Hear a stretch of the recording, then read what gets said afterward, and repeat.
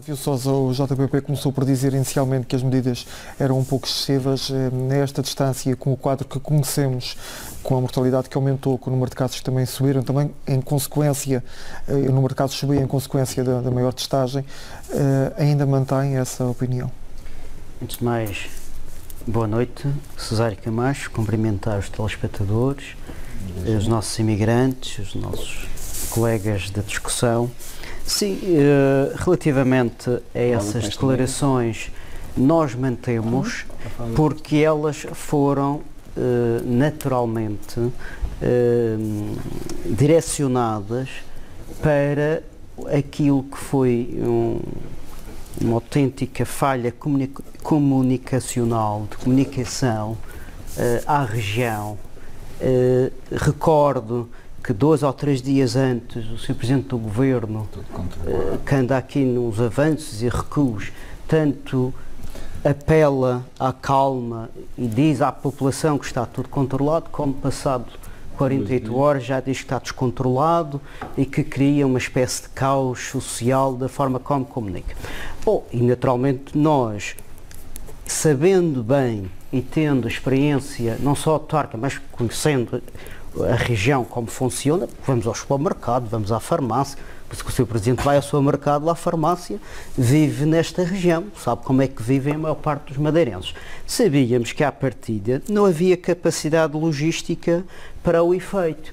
Bom, o que me leva a perguntar o que é que levou em 2 dias a dizer que estava tudo controlado e 2 dias depois a dizer que a partir de determinada altura, portanto que era um hiato de tempo de salvo erro isto foi numa quinta, era para sábado, salvo erro, teria a população que, exceptuando os supermercados, exceptuando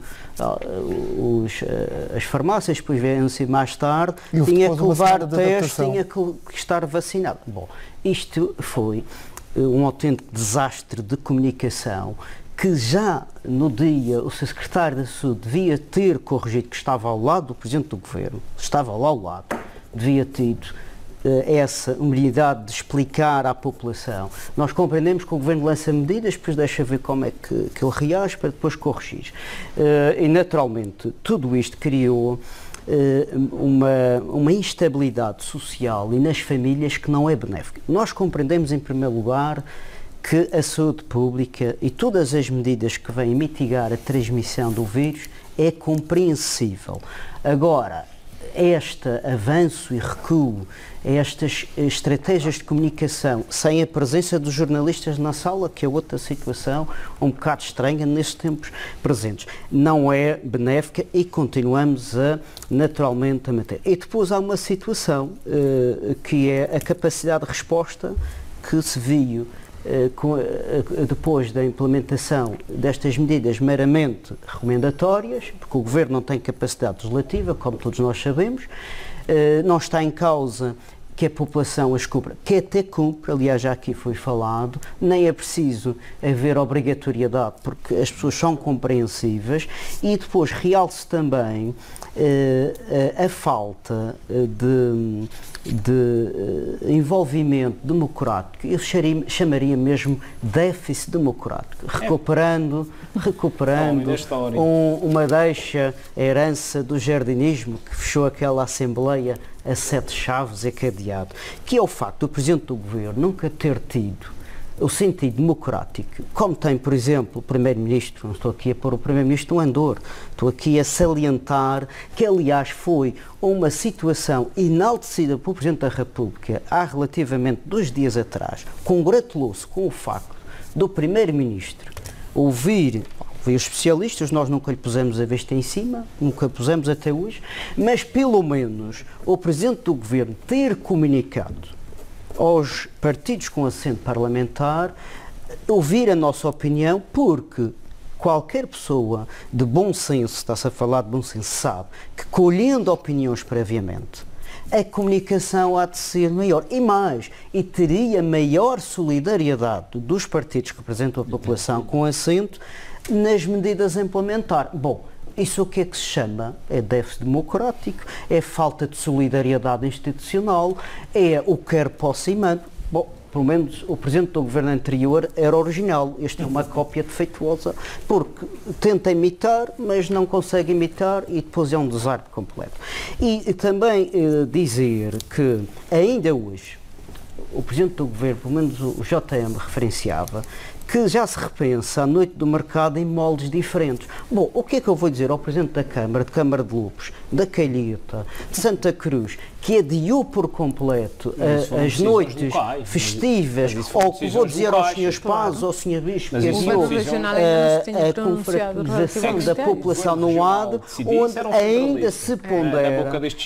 O que está no título do JM é noite do mercado, sim, mas em moldes diferentes. Basta os senhores consultarem a notícia fresquinha de há pouco. Mas ninguém, eu só espero que não haja dois pesos, duas medidas, porque isso só vem demonstrar que o Governo implementa medidas conforme a cara do cliente e isto não pode acontecer. O Funchal, tudo bem que é maior, é a capital, o maior centro, temos que ter muita atenção na forma como estas situações, a placa central, mediante regras, tudo bem, isso que é. Agora, o que foi dito há pouco era que noite do mercado sim, mas em moldes diferentes. A Câmara da Calheta e a Câmara de Lobos, por exemplo, eu não falo da Câmara de Santa Cruz porque conhecerá melhor do que eu, decidiram adiar por decisão própria e não por uma questão... Mas há condições, Bruno, para... a região não há mesmo. Por uma decisão do Governo Regional. O que é que distingue a população da Calheta do Funchal? Não, até porque, mas todos os eventos, mas a Câmara de Lobos e a Câmara de Calheta, todos os eventos dinamizados por esses municípios decidiram não os realizar, pelo menos nos moldes em que estavam feitos. E agora, aquilo que eu acho é que isto é um exemplo claro de descentralização na questão da decisão, porque previamente a Câmara de Lobos e da Calheta acharam, se me permite a expressão, ajuizado de fazer esta decisão e cancelar as noites festivas. Na questão do Funchal, o Presidente do Governo disse sempre no dia da comunicação que a decisão da noite do mercado seria tida em consideração com a evolução da situação pandémica e será anunciada na quinta-feira. E agora será anunciada na quinta-feira. Mas está a ponderar num formato diferente. Agora, se no Funchal se puder fazer num formato diferente, também se poderá fazer em Câmara de Lobos ou na Calheta. Ou em Santa Cruz. Do seu ponto de vista, há condições para se pensar no mercado de forma diferente? Eu acho que nós... Falar da comunicação, estávamos a falar também das noites do mercado. Era na sequência do que, na tentativa de defesa do Executivo, do Sr. Deputado Bruno, saúde esse esforço, mas há dois aspectos que, compreensivamente, a população da Madeira já entranhou, que foi, de facto, ficou claro que a comunicação não foi feliz, sobretudo ao querer impor. A população compreende, mas tentativas ilegais de impor o que não deve ser imposto, as pessoas entram.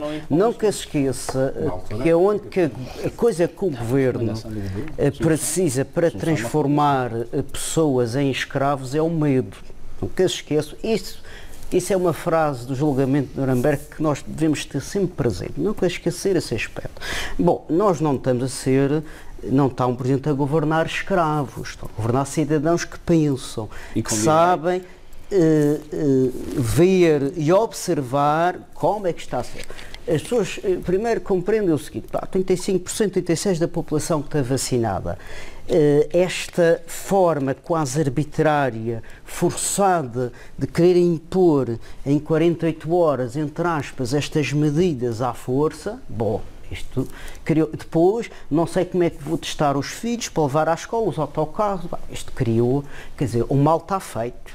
Nós compreendemos que é necessário mitigar. A forma de comunicação aí ficou clara. E depois deixar os jornalistas fora do alcance da sala, isso é outra situação que vem a reforçar esses déficits de democraticidade, de democracia. A outro aspecto, referi que, dizendo que na Assembleia o Governo tem os debates mensais, mas isso constitui promessa eleitoral do seu Presidente do Governo, que abrir a Assembleia. Ninguém está a falar desse aspecto, porque Na Assembleia da República também acontecem os plenários, aliás, não houve a tentativa de alterar o regimento e voto de procuração que o que sucedeu durante o período de pandemia, porque nós não esquecemos isso, que o PSD e o CDS tentaram estabelecer o voto de procuração, que foi um rude golpe na democracia da região. Olha, ainda tem mais essa para acrescentar ao currículo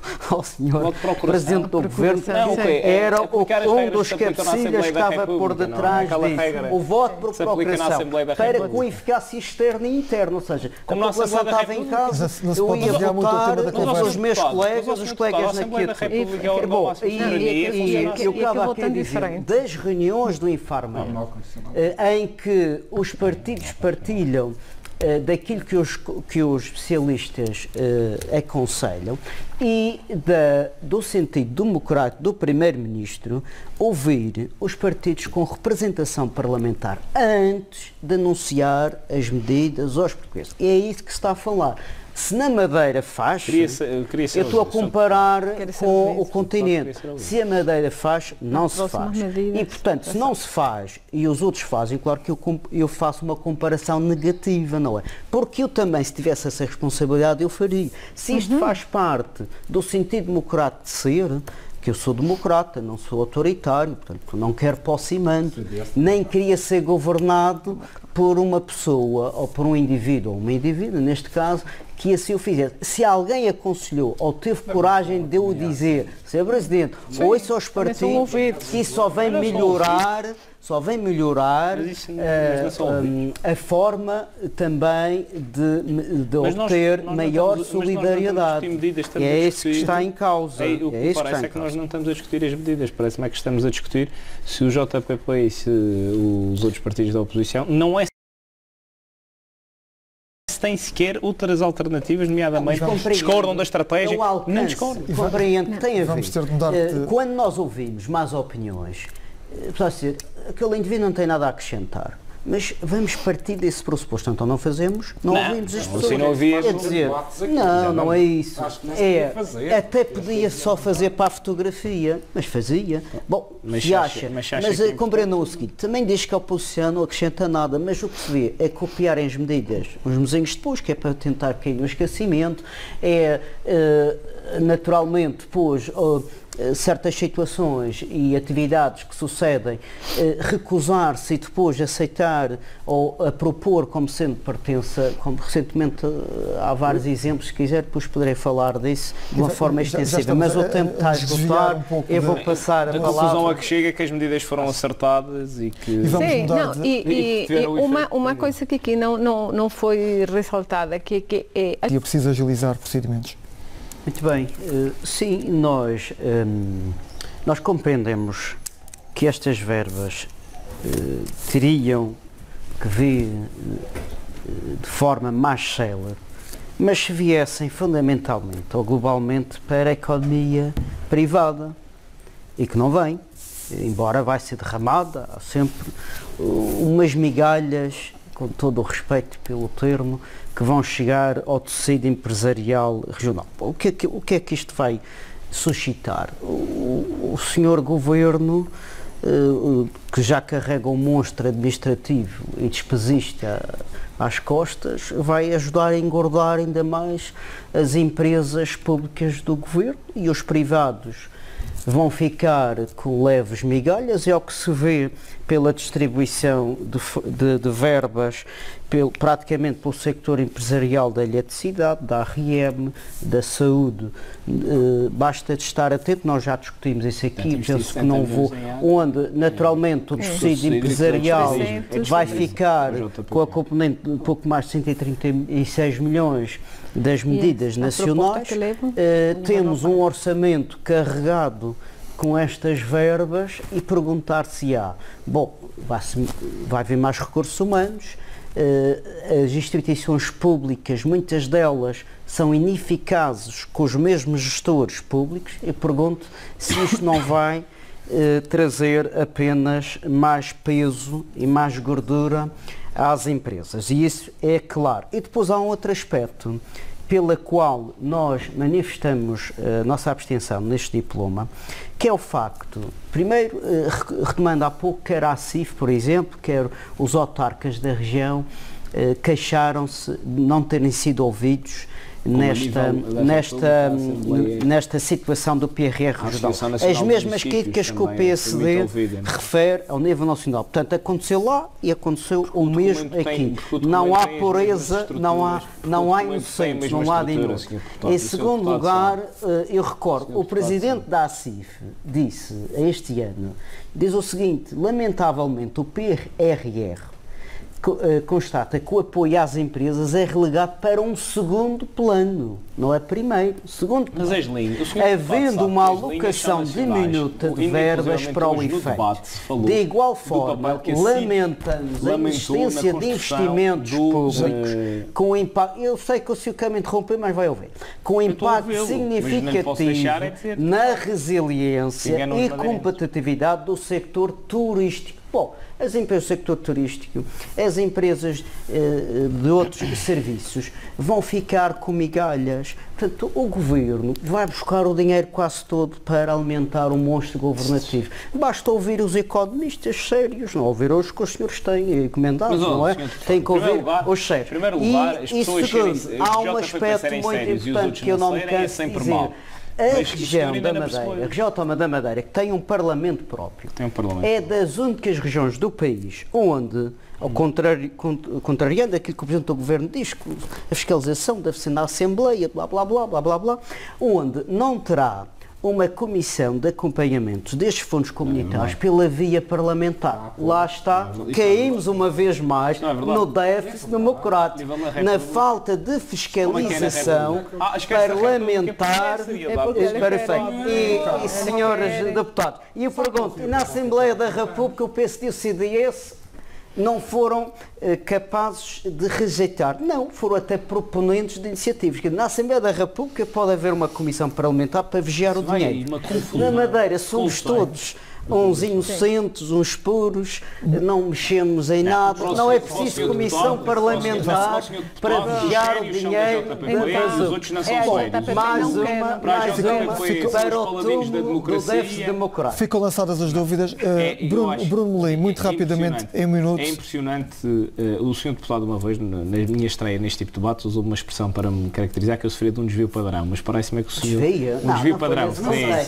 Eu acho que o Sr. Deputado sofre desse ponto porque sabe que as medidas são nacionais.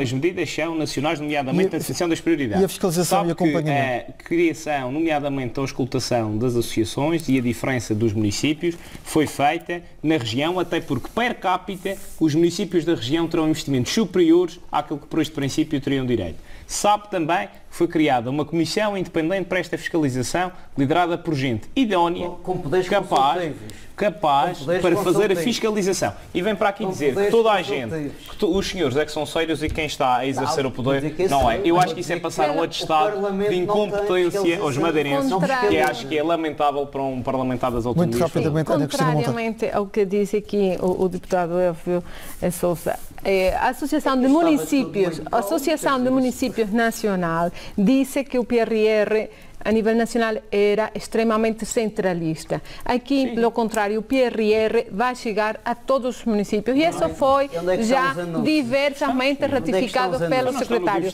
Nós vamos ter 80 milhões no Serviço Regional de Saúde que vai para os municípios, 70 na proteção da eletricidade renovável, 21 na transição energética da administração pública, 31 no fortalecimento das respostas sociais, a 45,5 no real, que vão alguns partes, por exemplo, incentivo de apoiar a liquidez das empresas, inovação das pequenas e medianas empresas. Portanto, não é verdade. Só se o JPP quer afirmar é que não concorda com que essas verbas cheguem à região. Vítor Freitas, para finalizar. Não, posso só acrescentar o Presidente do Parlamento Regional disse o seguinte: as câmaras câmaras e as juntas devem ter acesso, não é bom receber milhões. Esses fundos absorvem 11,1%. Olha aqui, Estamos quase no fim. Vítor Freitas.